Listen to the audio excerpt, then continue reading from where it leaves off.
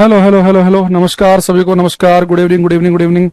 बच्चे कह रहा है please help me, I am preparing for LP, will this batch cover science special for LP. बेटा ये असिस्टेंट लोग को पायलट का तो बैच नहीं है ना, तो असिस्टेंट लोग को पायलट तो कवर नहीं होगा इसके अंदर, ठीक है।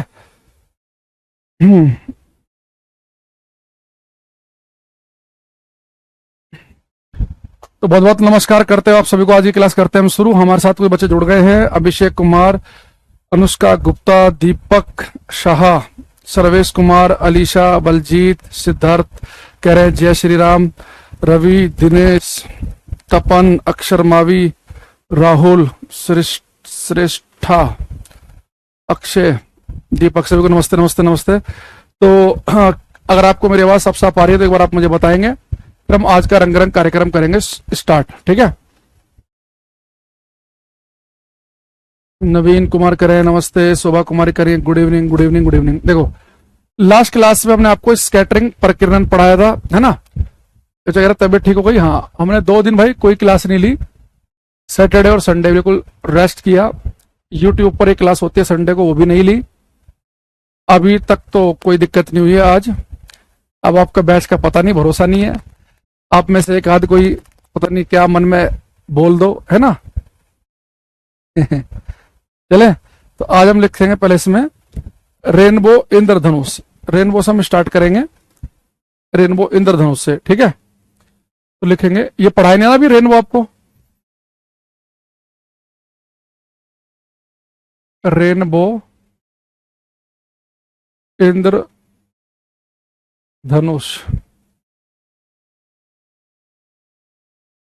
ठीक। लास्ट 2 क्लास के नोट्स अपलोड नहीं हुए हैं, हो जाएंगे, टेंशन मत लो, ठीक है।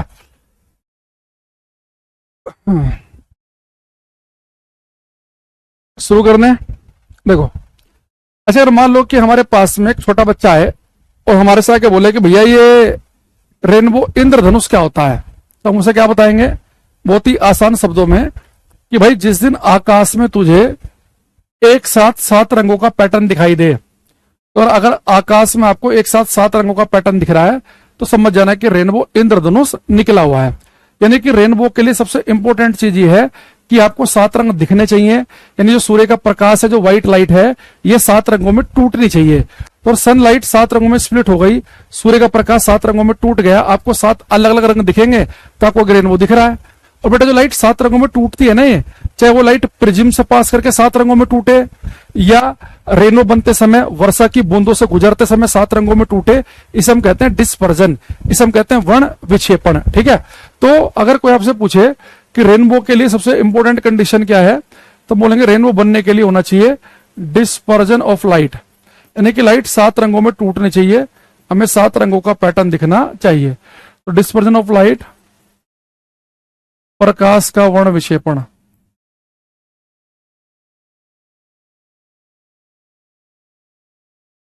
Dispersion of light. इससे अगर हम लिखें स्प्लिटिंग ऑफ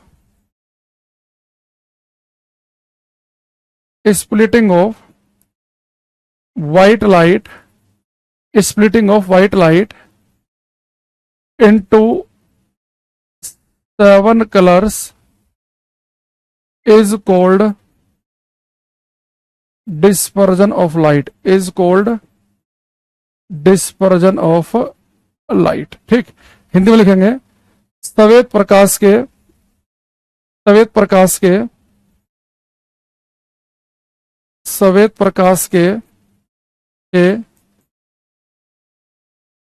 7 रंगों में, सफेद प्रकाश के 7 रंगों में टूटने की घटना प्रकाश का वर्ण विक्षेपण कहलाती है। यानी कि अगर कोई आपसे कहे कि रेनो बनने के लिए, इंद्रधनुष बनने के लिए सबसे इंपॉर्टेंट कंडीशन क्या है, तो हम बोलेंगे रेनो बनने के लिए इंपॉर्टेंट कंडीशन है प्रकाश का वर्ण विक्षेपण, डिस्पर्जन, यानी कि लाइट 7 रंगों में टूटनी चाहिए। यानी कि दुनिया भर की कंडीशन तो हो जाए, और लाइट 7 रंग में टूटे ही ना, तो आप कभी कह सकते हैं कि रेनबो निकला है। पर रेनबो निकला तो वो तो तभी कहेंगे ना जब आपको 7 रंग का पैटर्न दिखाई देगा। दूसरी चीज, जब रेनबो बनता है बेटा, एक कंडीशन होती है इंटरनल रिफ्लेक्शन की, आंतरिक परावर्तन की। सब मैं दिखाऊंगा आपको अभी एक डायग्राम बना के। इंटरनल रिफ्लेक्शन, आंतरिक परावर्तन। देखो, जब रेनबो बनता है ना तो लाइट क्या करती है, प्रकाश क्या करता है, वर्षा की बूंद के अंदर, रेन ड्रॉप के अंदर इंटरनली, आंतरिक रूप से रिफ्लेक्ट भी होता है। तो वर्षा की बूंद के अंदर लाइट का रिफ्लेक्शन भी होता है। लेकिन बहुत सारी किताबों में भी और बहुत सारे एग्जाम में जब रेनबो आता है ना तो वो इंटरनल रिफ्लेक्शन नहीं लिखता, वो लिख देता है टोटल इंटरनल रिफ्लेक्शन, पूर्ण आंतरिक परावर्तन, जो कि सही नहीं है। रेनबो वाले केस में वर्षा की बूंद के अंदर लाइट केवल इंटरनली रिफ्लेक्ट करती है, आंतरिक रूप से परावर्तित करती है, पूर्ण रूप से परावर्तित नहीं होती, थोड़ा बहुत हिस्सा बाहर भी निकलता है। तो पेपर में अगर कभी रेनबो आए तो पहले आप इंटरनल रिफ्लेक्शन ढूंढेंगे, आंतरिक परावर्तन ढूंढेंगे।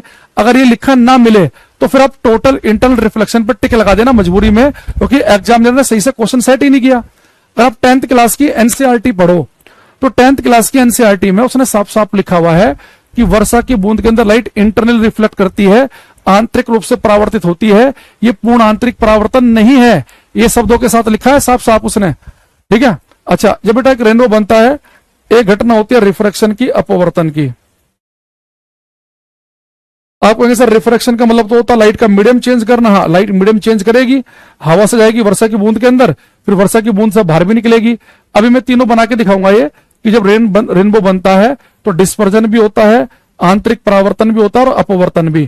तो पहले आप लिख लेंगे कि रेनबो के लिए कौन कौन सी घटनाएं घटती हैं, इसे एक बार आप उतार लो, उस कदम आगे बढ़ेंगे, ठीक है।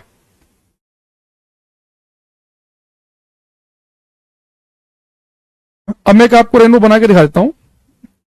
सबसे पहले आप ये समझो कि रेनबो हमें दिखाई किस दिन देता है। देखो, रेनबो आपको केवल उस दिन दिखेगा अगर बारिश आपकी आंखों के सामने हो रही है ना, तो सूर्य आपकी पीठ के पीछे होना चाहिए। यानी कि मान लो कि इधर बारिश होकर रुकी तो वातावरण में, एटमॉस्फेयर में बहुत सारी वर्षा की बूंदें होंगी, अरबों खरबों की तादाद में होंगी। मैंने किसी एक वर्षा की बूंद को ले लिया समझने के लिए, और सूर्य पीठ के पीछे यहां पे, ठीक। अब बेटा सन से लाइट चली, आपको पता है कि सूर्य का जो प्रकाश है, सन की जो लाइट है वो तो व्हाइट लाइट होती है, व्हाइट लाइट। अब जैसे बेटा ये लाइट, सूर्य का प्रकाश वर्षा की बूंद से गुजरेगा ना, तो ये वर्षा की बूंदें प्राकृतिक प्रिज्म की तरह काम करती हैं, नेचुरल प्रिज्म की तरह, और इस सनलाइट को 7 हिस्सों में तोड़ देंगी, 7 रंगों में। अब सन की लाइट 7 रंगों में टूट गई, यानी ये घटना हो गई डिस्पर्जन, वर्ण विक्षेपण, ठीक है। अच्छा, लाइट जो है बेटा ये हवा से गई वर्षा की बूंद के अंदर, इसने अपना मीडियम माध्यम बदला। तो हमने क्लास में आपको पढ़ा रखा है कि लाइट का मीडियम चेंज करना, इसे हम कहते हैं रिफ्रैक्शन, अपवर्तन, ठीक। अब यहां पे लाइट का कुछ हिस्सा इंटरनली रिफ्लेक्ट करेगा, आंतरिक रूप से परावर्तित हो जाएगा, ठीक, इंटरनली रिफ्लेक्ट करेगा। अब ये यहां पे जो लाइट का हिस्सा, ये हो गया इंटरनल रिफ्लेक्शन, आंतरिक परावर्तन, इंटरनल रिफ्लेक्शन, आंतरिक परावर्तन।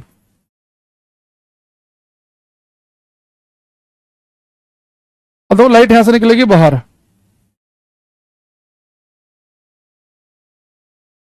अभी लाइट पानी से बाहर हवा में आई, फिर से मीडियम चेंज किया, यानी कि फिर से क्या हो गया, रिफ्रैक्शन, अपवर्तन हो गया।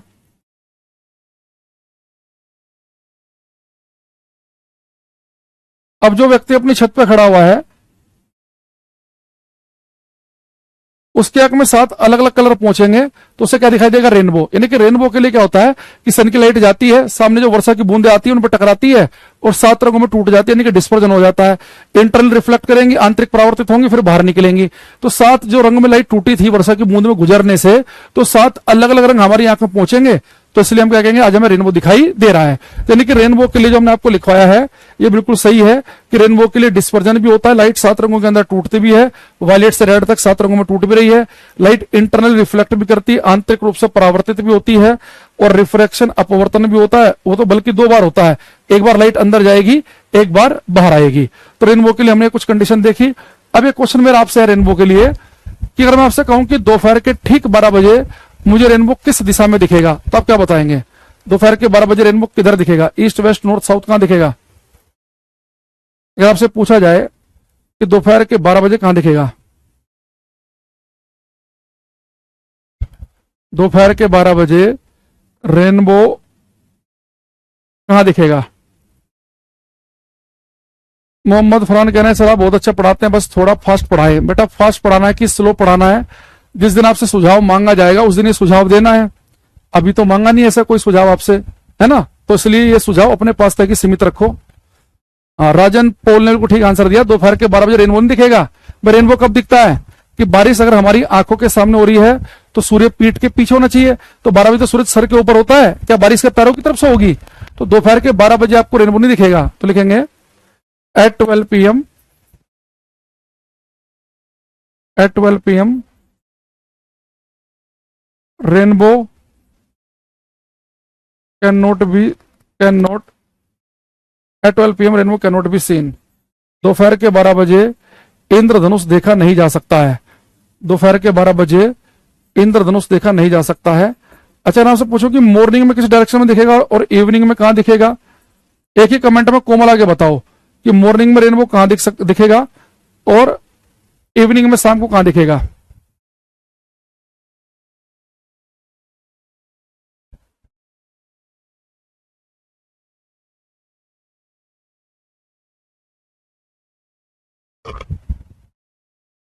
देखो बेटा मैंने कहा कि सूर्य, जब आपको रेनबो देखना है तो सूर्य हमारी पीठ के पीछे होना चाहिए। तो सुबह के समय सूर्य की तरफ हमारी पीठ है, यानी कि सुबह के समय सूर्य जो है वो पूरब में होता है, तो नहीं रेनबो कहां दिख सकता है? वेस्ट पश्चिम में। तो सुबह को सूर्य आपको दिखेगा पश्चिम दिशा में और शाम को कहां दिखेगा? ईस्ट में, पूरब में। भाई शाम को सूर्य होता है पश्चिम की तरफ को, तो हमारी पीठ कहां है? पश्चिम की तरफ है, तो फेस किधर को होगा हमारा? पूरब की तरफ होगा। तो वेस्ट कोमा ईस्ट, जिन्होंने लिखा उनका ठीक है। बालाजीत, प्रियंका, अजय कुमार, नीतीश, अभिषेक, राजन पॉल, मोहम्मद फरहान, भूमिका, खुशी वर्मा कुछ आंसर दे रही है हमें, बहुत बढ़िया, गुड। अब बेटा इस चैप्टर के बिल्कुल एंड में चल रहे हैं, यहां देखना एक तरफ लिखेंगे हम इंटरफ्रेंस व्यतिकरण, एक तरफ लिख रहे हैं हम डिफ्रैक्शन विवर्तन।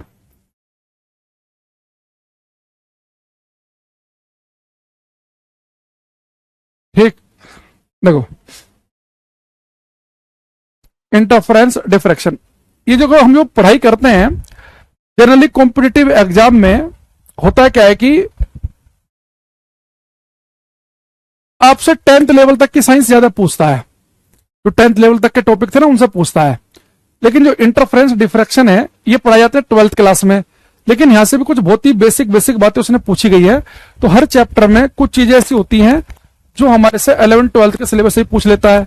किसी में मान लो कि कुछ बीएससी का भी पूछ लेगा एक आध लाइन, तो भी हम साथ साथ लिखते चले जाते हैं, है ना। तो अब हमारे पास हमारे आसपास कुछ घटनाएं घटती हैं जिनके लिए प्रकाश का व्यतिकरण जिम्मेदार है और कुछ के लिए डिफ्रैक्शन विवर्तन। ये बहुत ही मैथमेटिकल कॉन्सेप्ट है, मैं केवल काम की बातें बताऊंगा, केवल आपको वो लिखनी है। ये जो डिफ्रैक्शन है इसकी तो डेफिनेशन भी इंपॉर्टेंट है और डेफिनेशन भी आपको लिखवाई जाएगी।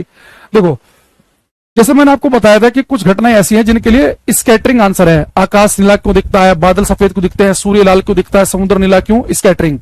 कुछ के लिए मैंने बताया था टीआईआर आंसर है। ऑप्टिकल फाइबर किस पे काम करता है, मिराज क्यों बनता है, हीरे क्यों चमकते हैं, टीआईआर। ऐसे मैंने बताया था रिफ्रैक्शन कि पानी की बाल्टी कम गहरी क्यों दिखती है, पानी की बाल्टी पेंसिल मुड़ी क्यों दिखती है, तारे टिमटिमाते क्यों है, रिफ्रैक्शन। ऐसे में 3 एग्जांपल आपको यहां लिखवाऊंगा जिनके लिए पेपर में आपको इंटरफ्रेंस पर टिक लगाना है, और 2 यहां पे बताऊंगा जिनके लिए डिफ्रैक्शन पर टिक लगाना है। ठीक है, देखो बेटा जैसे अभी कल परसों को बारिश हुई थी, बढ़िया एकदम बेहतरीन।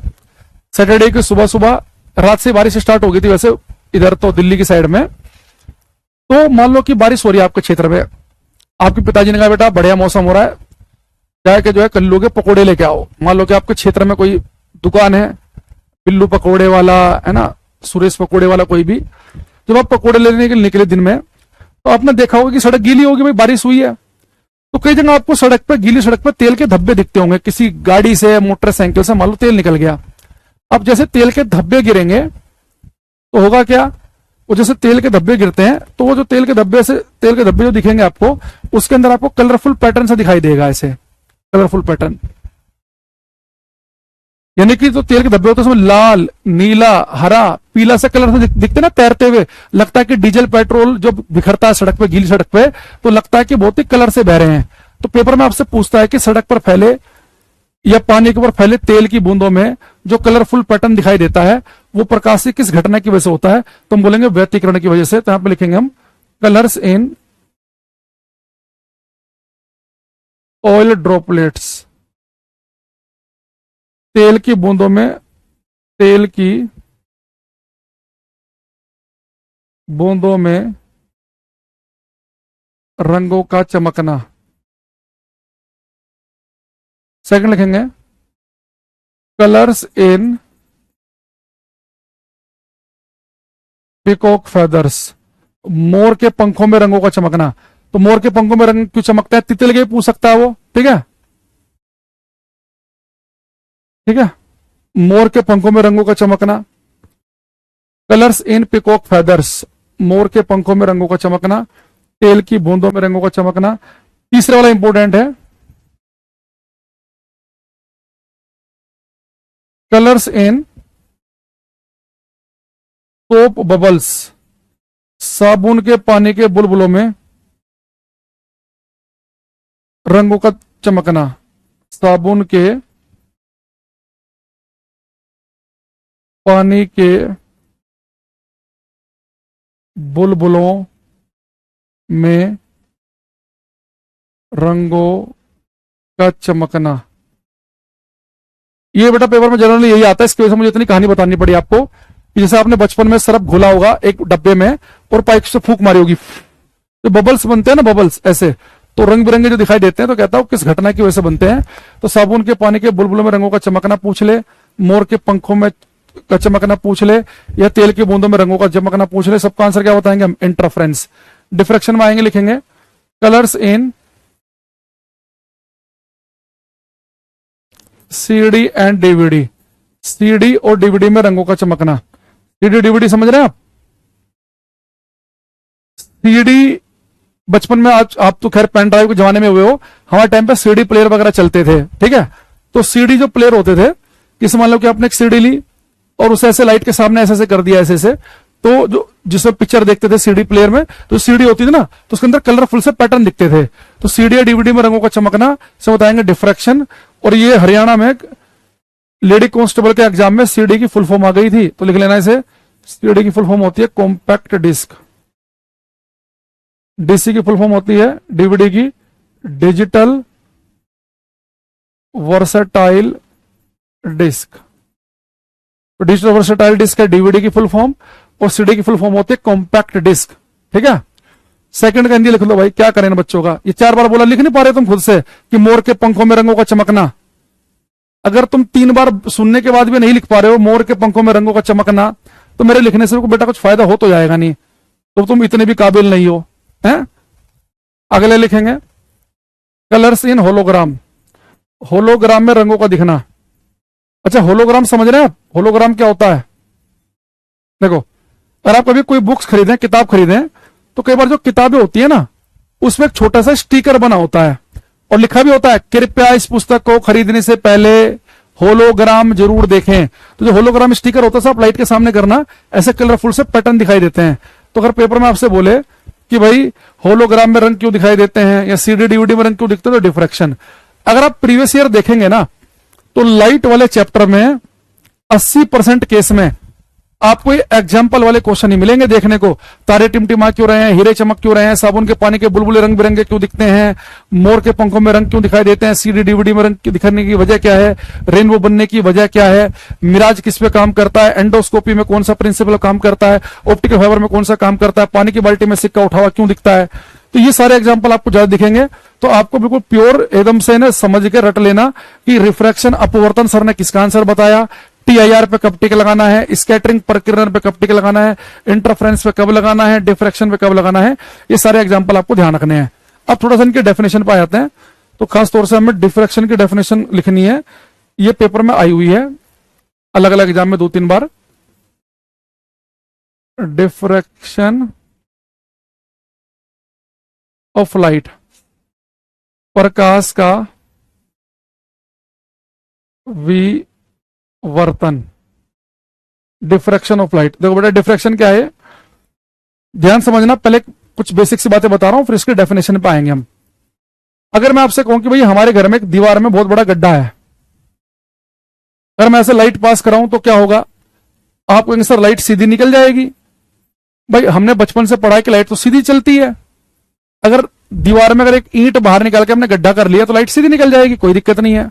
अच्छा मान लो कि अगर दीवार में गड्ढा नहीं है तो क्या होगा, आप कहोगे सर लाइट आएगी, रिफ्लेक्ट हो जाएगी, परावर्तित हो जाएगी। यानी लाइट क्या करती है, सीधी चलती है, सामने कोई अगर अवरोध आ गया टकरा के रिफ्लेक्ट हो जाएगी, परावर्तित हो जाएगी। लेकिन किंतु अगर मैं लाइट के मार्ग में एक गड्ढा लेकर आऊं लेकिन उसका साइज बहुत ही ज्यादा छोटा हो, और बहुत ही छोटे साइज का गड्ढा होगा, हम कहते हैं स्लिट, छिद्र। तो लाइट के मार्ग में अगर एक छिद्र आ जाए, एक स्लिट आ जाए, और उसका साइज बहुत ही छोटे का मतलब यह है कि उसका साइज लगभग वैसा ही हो जैसा कि लाइट की तरंग दैर्घ्य वेवलेंथ है। लाइट की वेवलेंथ पता आपको कितनी है? भाई आपको पता है कि व्हाइट लाइट 7 रंगों से मिलकर बनी है, और 7 रंग कौन से हैं? विबग्योर। इसमें जो लाल रंग है इसकी वेवलेंथ है 7600 एंगस्ट्रोम, और वायलेट की वेवलेंथ होती है 3900 एंगस्ट्रोम। तो अगर कोई आपसे पूछे कि जो व्हाइट लाइट है इसकी तरंग दैर्घ्य कहां से कहां तक की होती है, तो हम बोलेंगे 3900 से लेकर 7600 एंगस्ट्रोम तक। भाई सबसे कम बैंगनी रंग की है वायलेट की, बढ़ते बढ़ते लाल की 7600 है। यानी जो व्हाइट लाइट है इसकी वेवलेंथ इतनी रेंज में वेरी करती है। तो आप चाहो तो लिख भी सकते हैं, range of wavelength, range of wavelength of white light. सफेद प्रकाश के, सफेद प्रकाश की, सफेद प्रकाश की तरंग दैर्घ्य की परास, range of wavelength of white light, सफेद प्रकाश के तरंग दैर्घ्य की परास, ये लिखेंगे, ये होती है 3900 एंगस्ट्रोम से 7600 एंगस्ट्रोम। हालांकि जरूरी नहीं कि पेपर में आपको 3900 7600 लिखा मिले, पेपर में आपको 4000 से 7600 भी लिखा मिल सकता है, 4000 से 8000 भी, यानी कि जो भी ऑप्शन इसके सबसे नजदीक का होगा उस पर टिक लगा देना। ये स्टैंडर्ड वैल्यू है 3900 से 7600 एंगस्ट्रोम। एक बच्चा नैनोमीटर में लिख रहा है, अगर नैनोमीटर में लिखना चाहते हो आप तो नैनोमीटर में बनेगा 390 नैनोमीटर से 760 नैनोमीटर, ये स्टैंडर्ड वैल्यू है। आपको पेपर में 400 नैनोमीटर से 800 नैनोमीटर भी लिखा मिल सकता है, ठीक है। तो 7600 एंगस्ट्रोम तक है तो 760 नैनोमीटर। अगर किसी को नहीं पता तो यहां लिख लेना, 1 नैनोमीटर का मतलब होता है 10 की पावर माइनस 9 मीटर, और 1 एंगस्ट्रोम होता है भाई 10 की पावर माइनस 10 मीटर के बराबर, ठीक है। चलो अब यहां आ जाओ। और बेटा मैंने लाइट के मार्ग में एक छिद्र कर दिया, एक स्लिट लेके आया, लेकिन वो छिद्र जो है ना, और वो लगभग लगभग उसका साइज लाइट की वेवलेंथ के आसपास का ही हो। यानी जो छिद्र का साइज है वो कुछ ऐसा हो, 4000 एंगस्ट्रोम का, 5000 का, 7000 का, 7.5 का, यानी कि लाइट की वेवलेंथ के आसपास ही, मतलब 3500 हो गया या 8000 हो गया या फिर 6000 हो गया, 7000 हो गया, इसकी आसपास का हो। तो अगर लाइट के मार्ग में एक ऐसा स्लिट आए, एक ऐसा छिद्र आए जिसका साइज लाइट की वेवलेंथ के ऑर्डर का है, तो पता क्या होगा, लाइट जब इससे पास करेगी ना, तो लाइट ऐसे छिद्र से पास करते समय जिसका साइज लाइट की वेवलेंथ के जैसा ही हो, तो लाइट उससे पास करते समय बैंड हो जाती है, मुड़ जाती है। तो लाइट का किसी छिद्र से पास करते समय सीधा ना जाकर बैंड हो जाना, मुड़ जाना, इसे बेटा हम कहते हैं डिफ्रैक्शन। तो अगर कोई आपसे पूछे कि लाइट का किसी छिद्र से गुजरते समय मुड़ना, या लाइट के सामने बेटा मान लो कोई ऐसा अवरोध आ गया कि जिसका साइज बहुत ही छोटा है, मान लो लाइट जा रही है और आपने क्या किया, बीच में जो ब्लेड होता है ना, ब्लेड की जो धार है उसे लगा दिया, तो जब लाइट ब्लेड की धार से गुजरेगी ना तो उससे टकरा के भी मुड़ जाएगी।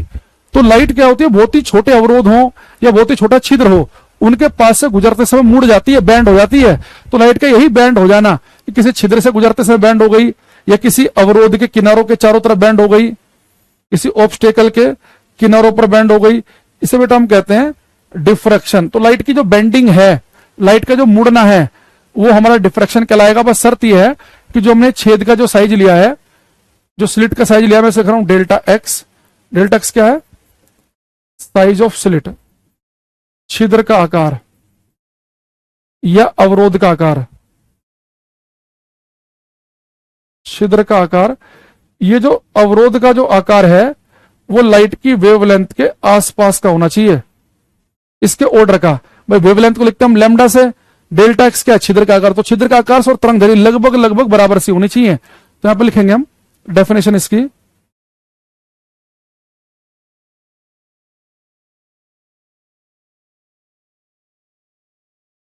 The bending of light, the bending of light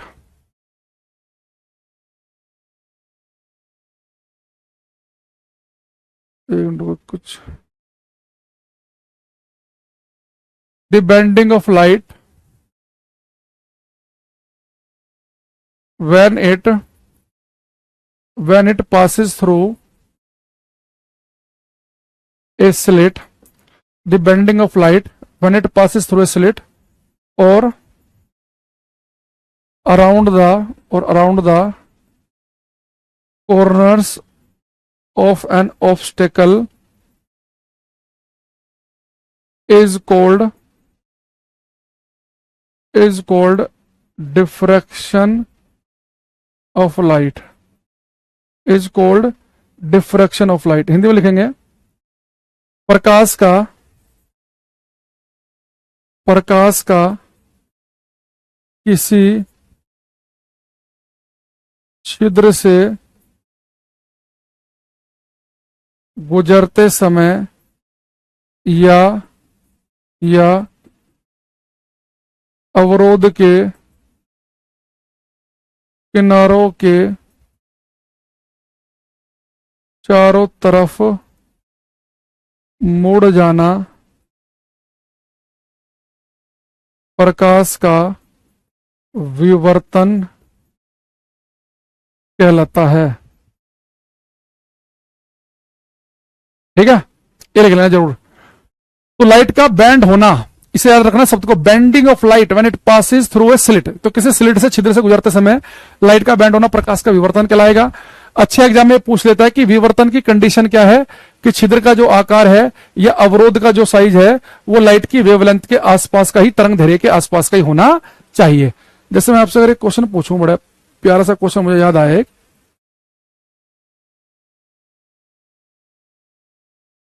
अगर आप इसका आंसर देंगे सही से तो मजा आ जाएगा, सोच के देना। ठीक है, 10-20 सेकंड एक्स्ट्रा ले लेना, जल्दी नहीं करनी, आंसर सही देना इंपॉर्टेंट है।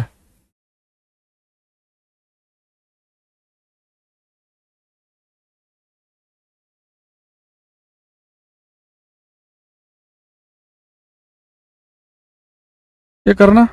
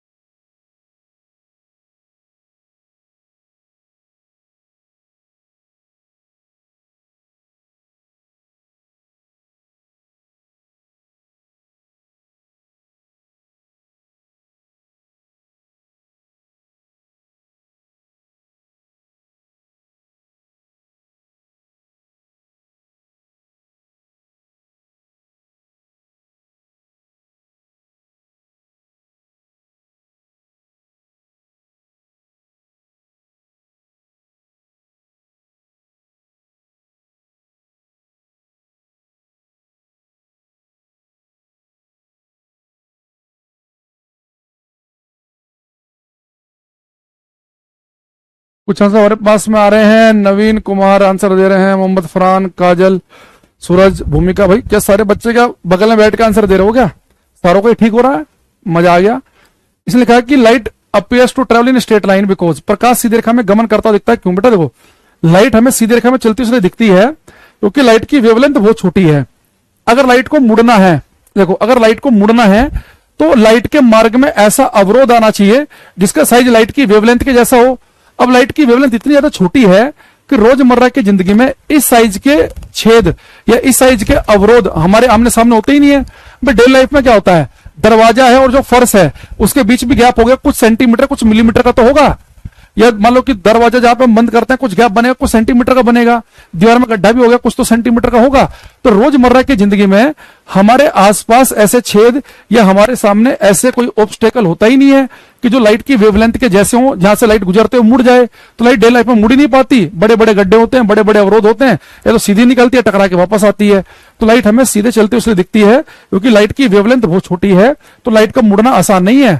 लाइट को मोड़ने के लिए जो साइज है वो लाइट की वेवलेंथ के जैसे होना चाहिए, एंगस्ट्रोम में होना चाहिए। ठीक है,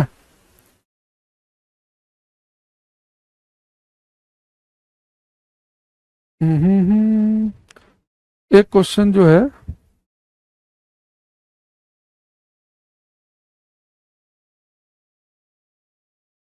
ये देखो मैंने आपको अभी कराया।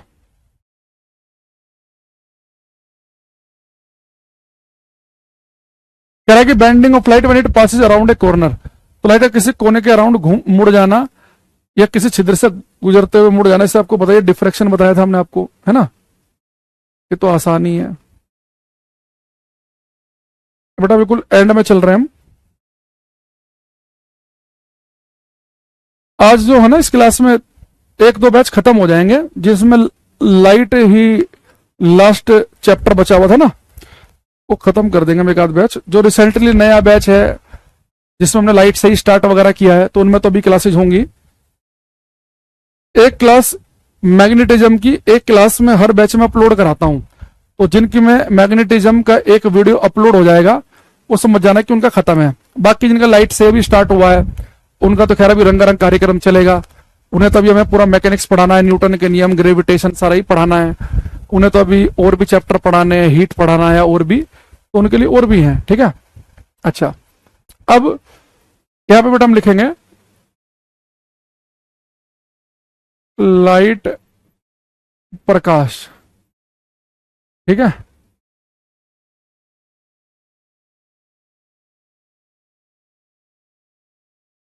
तो लाइट जो है ना, यहां देखना, ये जो लाइट है इसका बेटा हमारे से पूछता है कि लाइट का, चलो ऐसे कर लेते हैं पहले, वो हमारे से पूछता है कि जो लाइट का जो नेचर है, इसकी जो प्रकृति है वो क्या है। लाइट का नेचर यानी लाइट जो है इसे हम क्या माने। तो सारी क्लास क्यों नहीं चल रही, सारी क्लास क्यों नहीं चल रही, पता नहीं भाई क्यों नहीं चल रही। हमारे से हमारी क्लास के बारे में पूछा करो बस, कि लाइट जो है, जब लाइट चलती है हम इसे क्या माने, कि लाइट चल रही है तो तरंगे चल रही है, वेव चल रही है। जब लाइट चल रही है तो मैं ये मानूं कि पार्टिकल्स कण भाग रहे हैं। तो लाइट के नेचर को मैं क्या मानूं, वेव नेचर मानूं कि पार्टिकल नेचर मानूं, कण प्रकृति मानूं कि तरंग मानूं। तो अगर आपसे कोई पूछे कि लाइट का नेचर वेव है कि पार्टिकल है, तो आप बोलेंगे कि लाइट का नेचर है ड्वेल, द्वैत्य, द्वैत्य प्रकृति है। ड्वेल का मतलब होता है कि लाइट वेव पार्टिकल दोनों की तरह बिहेव करती है। आप अपनी सुविधा अनुसार, अगर आपका मन करे कि लाइट चल रही है उसे वेव मानना चाहो तो वेव मान लो, लाइट चल रही है आपका मन करे कि पार्टिकल भाग रहा है तो पार्टिकल मान लो। लाइट दोनों की तरह बिहेव करती है, तो लाइट का जो नेचर है उसे हम कहते हैं ड्वेल नेचर। हिंदी में लिखेंगे, इसे कहते हैं द्वैत्य प्रकृति। लाइट जो है दोगली है, ड्वेल नेचर है इसका, दोगला नेचर, यानी कि जो लाइट जो है ये वेव और पार्टिकल दोनों की तरह बिहेव करती है, वेव की तरह भी, तरंग की तरह भी और कण की तरह भी।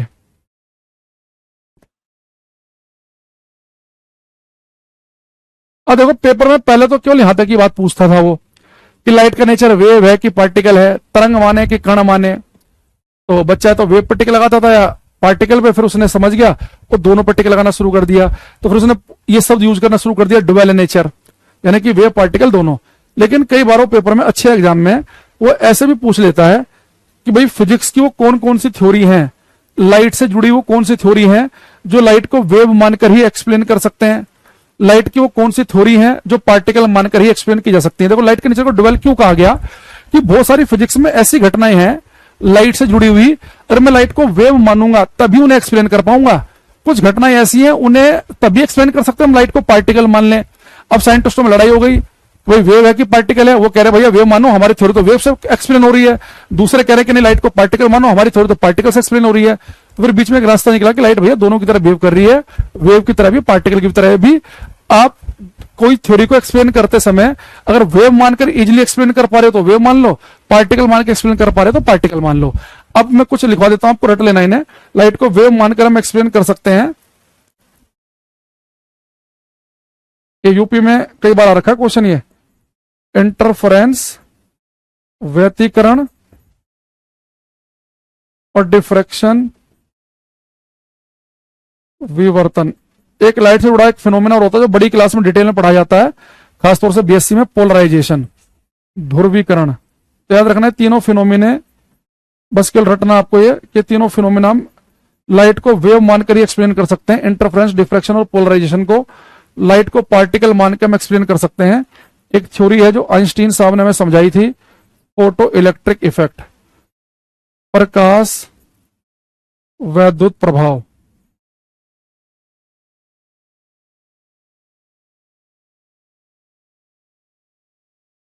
फोटो इलेक्ट्रिक इफेक्ट ये घटना है, ये भी 12th में बीएससी में डिटेल में पढ़ाते हैं, ठीक है।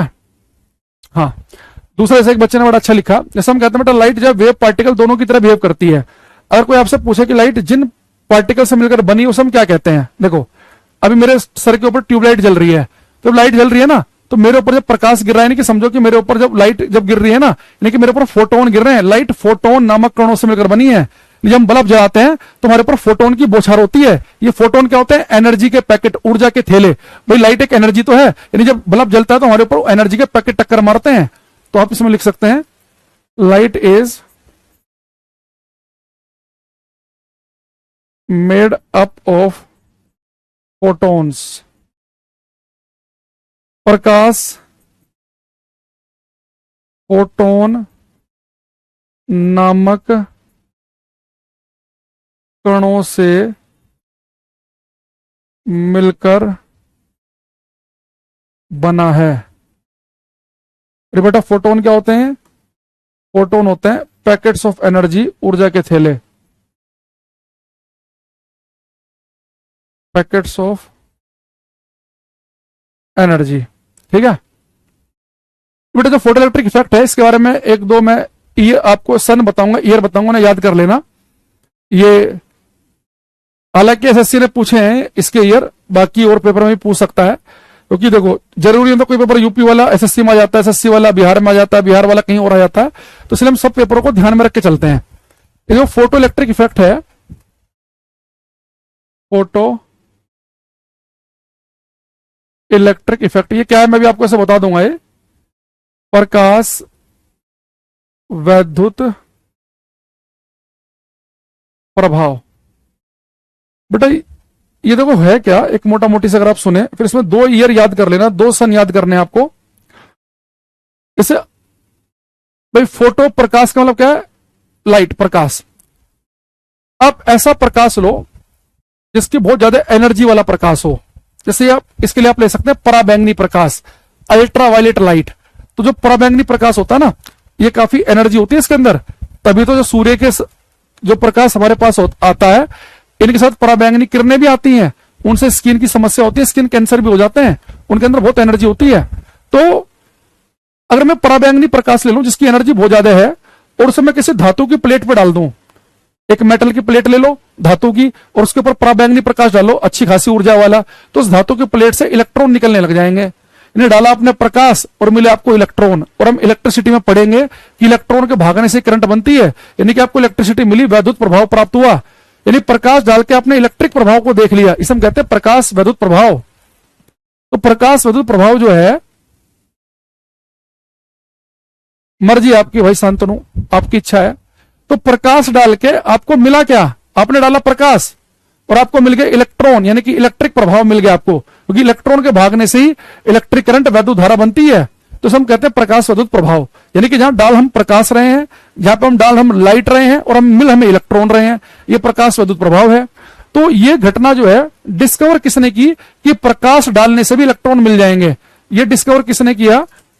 ये एक बार एसएससी के पेपर में आ गया था, इसकी डिस्कवरी की हर्ट्स ने, और इसने खुद बताया कि प्रकाश वैद्युत प्रभाव की घटना जिसमें उच्च आवृत्ति का या उच्च ऊर्जा का प्रकाश डालकर इलेक्ट्रॉन प्राप्त किए जाते हैं, यह घटना हर्ट्ज ने खोजी थी। और पूछा पता क्या कि किस साल में खोजी थी, ईयर पूछा उसका। तो फोटो इलेक्ट्रिक इफेक्ट की जो घटना है ये 1887 में एक साइंटिस्ट हर्ट्ज उन्होंने खोजी।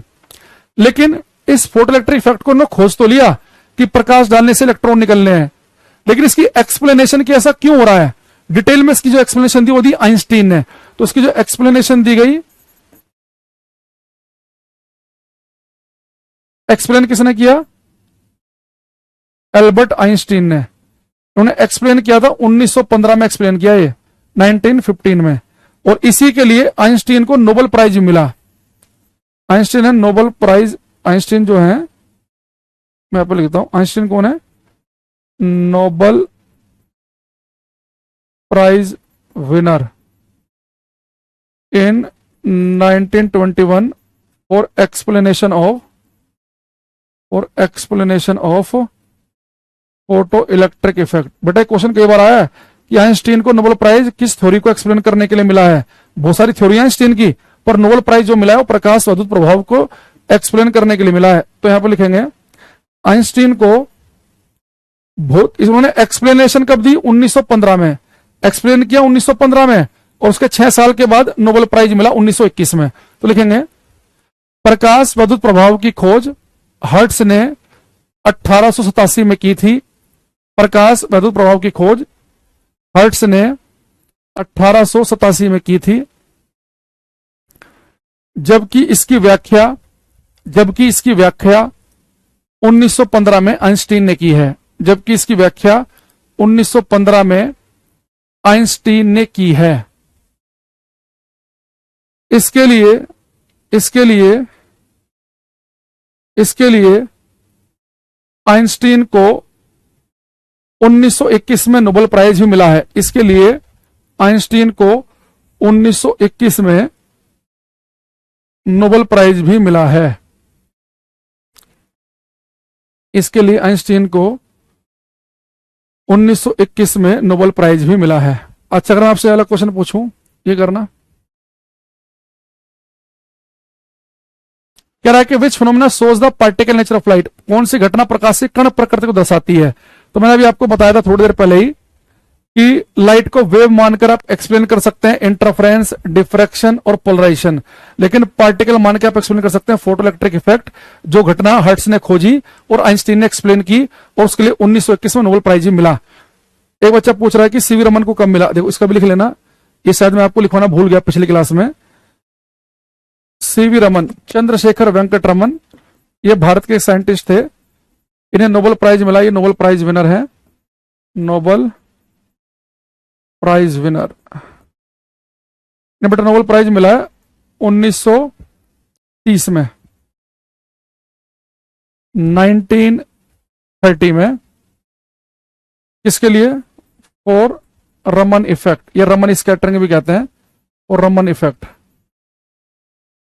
सीवी रमन को भौतिकी का नोबेल पुरस्कार रमन प्रभाव के लिए 1930 में दिया गया। ये सीवी रमन का भी याद रखना, ये रेलवे टाइप के पेपर में याद आता है सीवी रमन का। सीवी रमन को भौतिकी का नोबेल पुरस्कार 1930 में मिला है। रमन प्रभाव की खोज उन्होंने 1928 में की थी, 1930 में मिल गए ना, यानी कि बहुत जल्दी। बहुत ही कम लोग ऐसे हुए हैं कि कोई डिस्कवरी करने के 1-2 साल के अंदर ही नोबेल प्राइज मिल जाए। उनमें सीवी रमन साहब भी हैं, लगभग 1.5 साल में मिल गया था इन्हें। 28 में इन्होंने खोज की और 30 में नोबेल प्राइज मिल गया।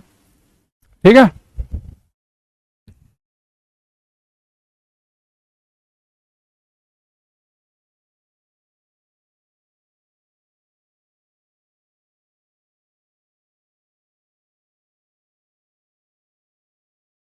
एक क्वेश्चन वही करो कि आज ही बताया आपने आपको। हाँ, नोट्स क्लास नोट्स में मिल जाएंगे कसक। कह रहा है कि which light has the shortest wavelength, सबसे कम वेवलेंथ किसकी होती है। तो सबसे कम वेवलेंथ होती है वायलेट कलर की, आज ही बताई थी 3900 एंगस्ट्रॉम, और ज्यादा होती है रेड की 7700 एंगस्ट्रॉम। जैसे देखो इससे जुड़ा हुआ क्वेश्चन भी एक दिखा देता हूं मैं आपको।